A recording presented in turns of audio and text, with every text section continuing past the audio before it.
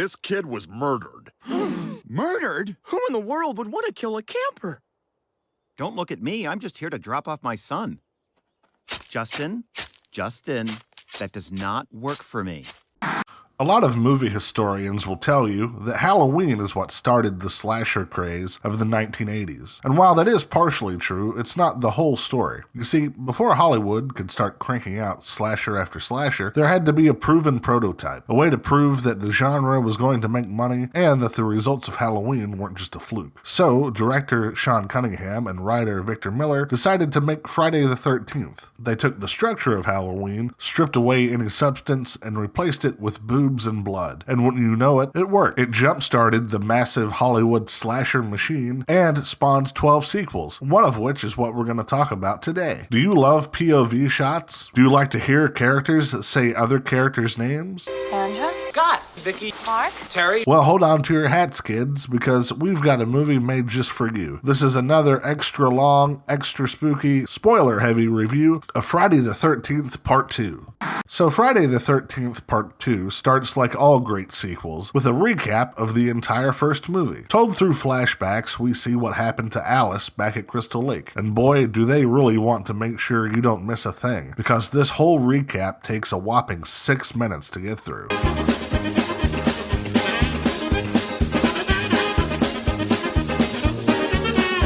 But don't worry, after Alice wakes up, the movie really takes off, as we get to see Alice do tons of exciting things, like look at drawings, answer the phone, make tea, take a shower.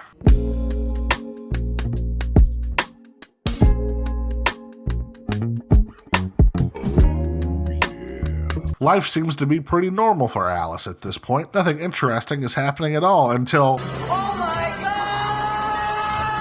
Jason shows up and stabs her in the temple with an ice pick. How does Jason know where she lives? How does he get to her house? And when did he have the time to secretly put his mother's head in her refrigerator? Forget about it. Thankfully, Jason then takes the tea kettle off the stove because safety first, and finally, after a 12-minute cold open and 3.5 minutes of credits, we meet two of our new characters. What are their names? Honestly, it doesn't matter. Let's just call them Hat Guy and Jiggles. Hat Guy because he wears a hat all the time, and Jiggles because she loves Jell-O. Loves jigglers. As they make their way into a small town to make a phone call, they come across Crazy Ralph, who really doesn't understand what personal space means, and their friend Ted, who looks like Alfredo from Ratatouille for some reason. Anyway, the three of them are headed to a summer camp to be counselors for the summer, and it's at their first counselor meeting that we meet our entire cast of characters. First, there's head counselor Paul, assistant head counselor Jenny, Vicky, Charles Xavier, Terry, who is anti-underwear but pro-Disney, and Scott, the creepy rapist guy.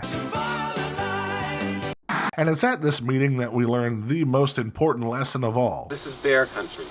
If you're a woman, don't use perfume. And keep clean during your menstrual cycle. The bears can smell the menstruation. Later that night, after a hangout, Crazy Ralph discovers that Paul is dipping his pen in the company ink, and Jason takes his second victim of the movie. The next day at a cookout, we see Ted on the grill. Jenny uses a chainsaw to cut a branch for some reason. I mean, you really could have just broken it with your foot, but whatever. And Hat Guy and Jiggles take a walk around the lake to everyone's favorite camp, Camp Crystal Lake. And it's there that they run into a sheriff deputy that tells them to stay out because it's condemned. On his way back into town, the deputy sees what he thinks is another camper trespassing, and after chasing them through the woods, he discovers a quaint cabin that needs just a little work. It just seems a little pricey for a unique fixer-upper opportunity, that's all. But it's going to take more than an open floor concept to save this cabin, and our sheriff's deputy experiences the first known case of hammer time. You can't touch this. Back at the camp, a group of counselors decide to go out drinking, while Hat Guy,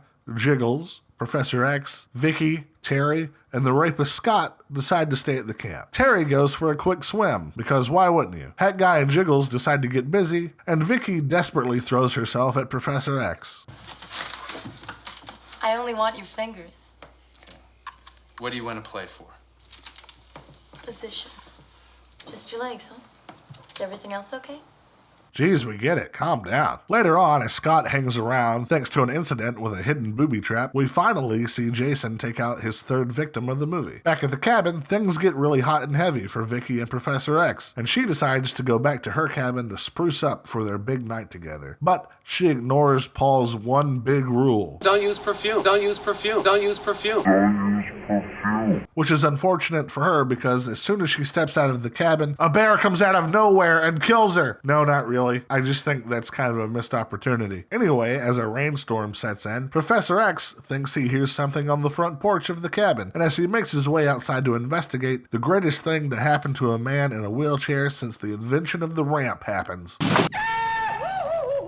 Oh well, things quickly turn bad for Hat and Jiggles when Jason stops in for some quick DP action, and Vicky meets her end thanks to a terrible case of diarrhea.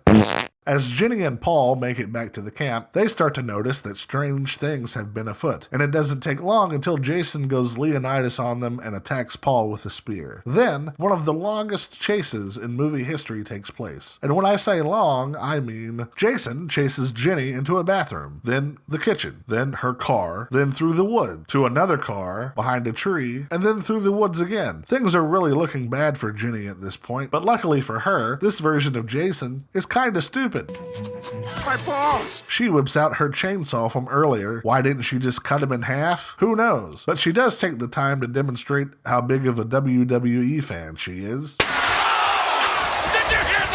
And as Ginny makes her way through the woods again, this 9-minute chase sequence finally ends. But unfortunately for Ginny, it ends back at Jason's cabin, where the renovation has stalled and we get to see a shrine to Mrs. Voorhees, as well as Terry and Scott's dead body. As Jason tries to break his way in, Ginny takes advantage of his deep-seated mommy issues. Then Paul makes a Han Solo-like appearance, wrestles Jason to the ground, and Ginny hits him with a machete. Now again, why didn't they cut off his head or anything like that? After it's all over, Paul carries Ginny back to their cabin. And just when you think it's all over, Sloth from the Goonies makes a guest appearance. And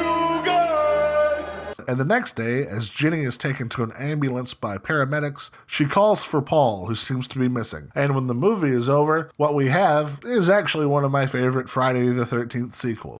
Now, I'm not going to pretend that there's much of a plot to this movie, because there isn't one. In fact, all of these movies are pretty much exactly the same. People hang out in the woods, Jason kills them, a final girl runs around a lot, and then eventually finds a way to escape. That's pretty much it. If you've seen one, you've literally seen them all. Now you're probably asking, Adam, didn't you just make a video about Halloween Kills is really dumb and a terrible movie because there's a lack of plot? And yes, I did. But here's the thing. Friday the 13th was always supposed to be dumb, exploitation, slasher schlock. So I can't fault a movie for being exactly what it was meant to be. And despite being all those things that I just listed, Part 2 uses the most restraint out of any of the sequels, and that's why it's possibly my favorite of all of them. Also, there is some pretty clever camera work going on, especially with Alice in the beginning. But unfortunately, there isn't enough of that, as there's just way too many POV shots. And I'm not going to pretend like this movie is just a great piece of art, because it's not. There are a lot of pacing issues with this movie, and it feels like they didn't have enough script to make it 90 minutes, and that's why the cold open is so long. And also, for a franchise that promises big kills, the kills in this are very lackluster, and that's obviously because effects guru Tom Savini wasn't part of the production. The best kills in the franchise are his creation, and the movie suffers when he's not part of the production. I guess when it comes down to it, what I really like about the movie is Ginny as the final girl. Other than Alice in the first movie, she's not just a useless sex pot running around like in Part 5. She actually has a brain and uses it to win the day. And at the end of the day, yes, this movie is far, far from perfect, but I still like it for what it is. Anyway, what do you guys think? Have you seen Friday the 13th Part 2? What did you think about it? And what's your favorite Friday the 13th sequel? Leave a comment below, let me know. As always, thanks so much for being here, and I'll see you next time.